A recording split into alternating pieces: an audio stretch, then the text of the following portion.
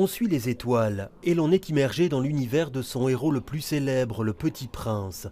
Mais c'est surtout l'homme Antoine de Saint-Exupéry que cette exposition veut nous faire découvrir. L'aventurier aux 1000 vies. En 44 ans, il a vécu énormément de choses et qu'il est bien au-delà de l'auteur du Petit Prince et que justement il a été effectivement un aviateur, que ça a été un homme pour qui les relations étaient très importantes. Et c'est d'abord une plongée dans son intimité familiale. C'est d'ailleurs la voix de sa maman qui nous sert de guide. Son baptême de l'air précoce à 12 ans, son amour de l'aviation chevillé au corps et l'aventure de l'aérospatiale qui lui fait découvrir le désert. La chance t'a souvent accompagné, Antoine.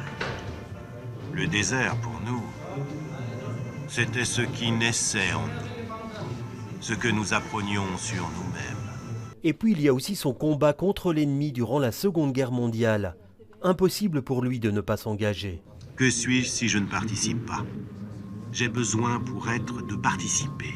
Il est à l'opposé de ce que pouvait être le régime allemand. Et donc, sa volonté de combattre est vraiment importante. Il dit le métier de témoin me fait horreur. Il veut combattre et il a toujours cherché à combattre malgré tous les obstacles qu'on a mis sur son chemin, notamment parce qu'il était trop âgé pour piloter des avions, il faut bien l'avouer. C'est sa vie qui va nourrir son œuvre littéraire. Son chef-d'œuvre, Le Petit Prince, est publié en 1943 à New York.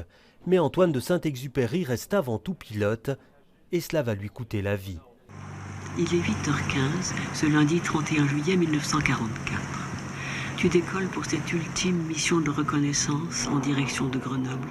Une mission dont il ne reviendra pas.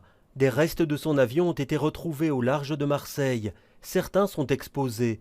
La gourmette qu'il portait également. Mais son héros, lui, est éternel. Et aujourd'hui, Antoine de Saint-Exupéry et son Petit Prince ne font plus qu'un.